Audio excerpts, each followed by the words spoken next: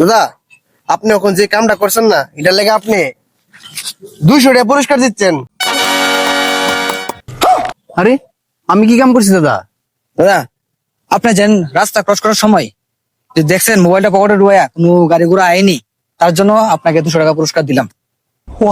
ধন্যবাদ দাদা। আপনার আগেও আছে না, আমরা একটা লুক রে ভাইছিলাম, সে দাঁড়াইছে না, হ্যাঁ পার করে লেছে মোবাইল দেখতে দেখতে। আরে তাহলে তাই নাকি দিয়েছে?